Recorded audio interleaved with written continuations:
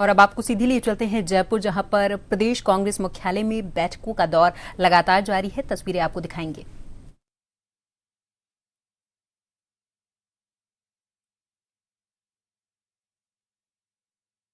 पहुंच चुके हैं।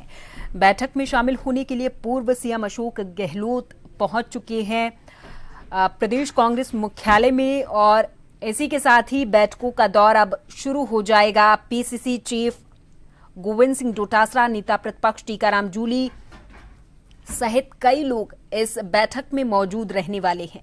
आज दिन भर बैठकों का दौर चलने वाला है। पूर्व सीएम क्या कुछ कह रहे, सुनाएंगे।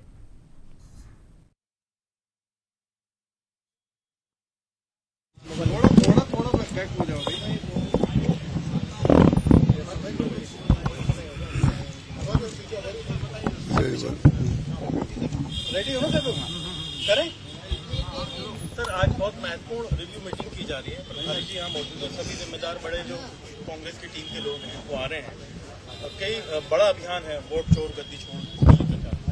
देखिए, वोट चोर गद्दी छोड़ एक हर गांव तक बात पहुंच गई है। हर गांव तक बात पहुंच गई कि भाई वोटों की चोरी हो रही है, इसलिए चुनाव जीते जा रहे हैं। ये बहुत खतरनाक है, डेमोक्रेसी के लिए खतरनाक है। डेमोक्रेसी में सबसे पहला काम होता है चुनाव आयोग का, तो वो निष्पक्ष चुनाव करवाए। कोई पार्टी जीते, कोई उम्मीदवार जीते, अलग बात है, पर जिस प्रकार का व्यवहार किया गया, राहुल गांधी जी ने एक क्वेश्चन रेज किया कि भाई आप हमें जो मशीन रीडेबल लिस्ट दे नहीं रहे हो आप, वरना हम फटाफट इस काम को कर सकते थे, तो आप जो है हमें मजबूरी में 6 महीने लगे।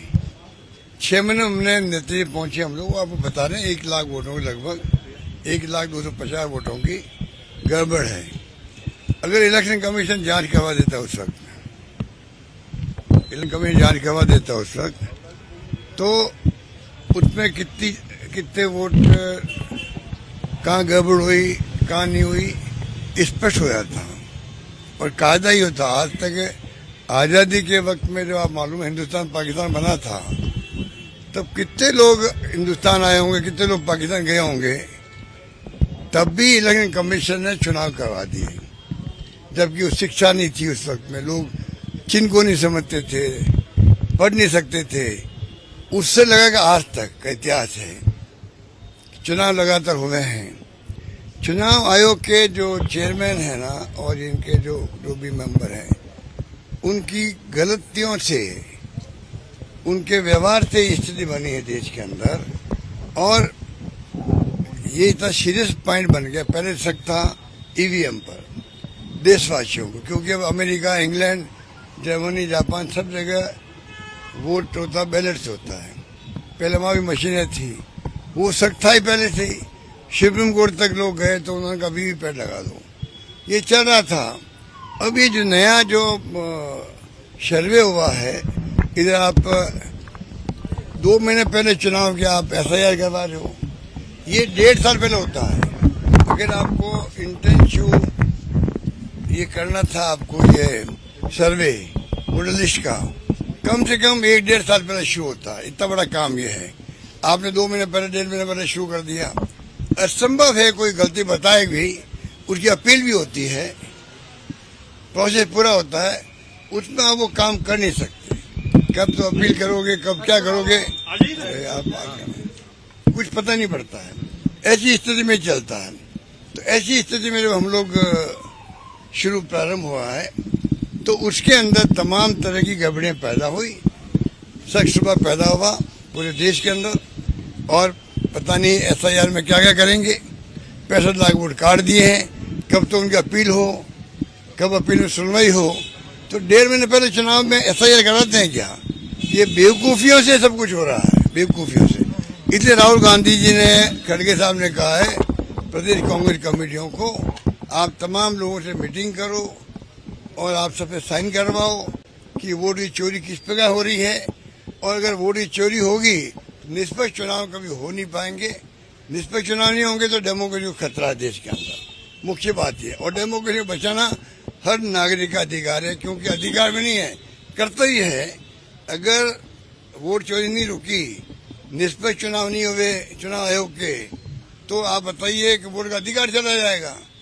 आम आदमी जिम्मेदारी है कि अपने वोट को अधिकार को बचाने के लिए इस अभियान में हिस्सेदारी करें और वोट चोरी जो एक कैंपेन चल रहा है वो कामयाब करें। सर, विधानसभा में भी हिडन कैमरे लगाए गए, जासूसी का आरोप लगा रहे जूली साहब। देखिए वो बहुत सीरियस मामला है। उसमें जूली साहब अगर गए भी हैं राज्यपाल के पास में, आप बताइए 2 कैमरे एक्स्ट्रा लगा दिए और उसका जो कंट्रोल सिस्टम है वो स्पीकर साहब ने अपने चैम्बर में रखा है, खाली वो खुद देख सकते हैं, उनका प्राइवेट सेक्रेटरी देख सकता है। ये तो बहुत बड़ा क्राइम किया गया है, इसको तो जांच होनी चाहिए इसकी। तो आपको क्या अधिकार है कि आप 9 कैमरे लगे हुए थे पहले से ही, राज्यसभा में लोकसभा में असेंबली में लगते हैं और पूरा देश देखता है जब वीडियो कॉन्फ्रेंसिंग के माध्यम से या जब डिबेट होती है तो यूट्यूब के माध्यम से हम देख सकते हैं कौन क्या बोल रहा है, कब बोल रहा है।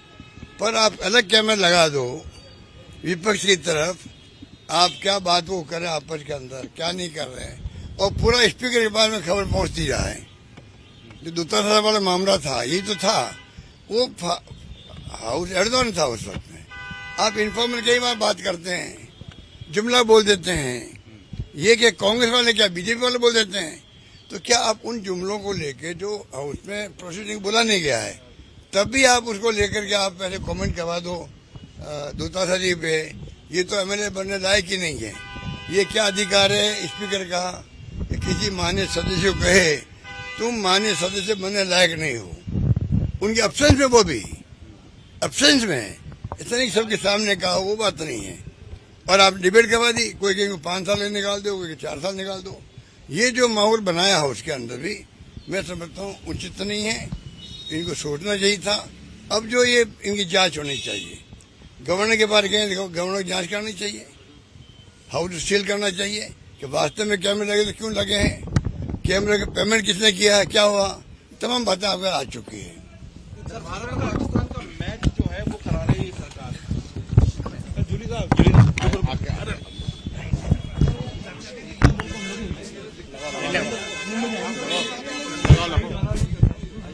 वापस आने में टाइम लग जाएगा, क्या आप मजबूर कर देंगे सरकार को कि वोट चोरी नहीं होने देंगे? बड़ा अभियान एक गांव के आदमी के गाड़ी का हस्ताक्षर लेंगे, उसके संवैधानिक अधिकार। भाई मुझे पकड़ना पड़ेगा, आप हट जाता हूँ तो पकड़ लो कोई, मैं हट जाता हूँ। अरे यार बोलते रहो यार, बाइक चलते में बीच में बोलते हैं।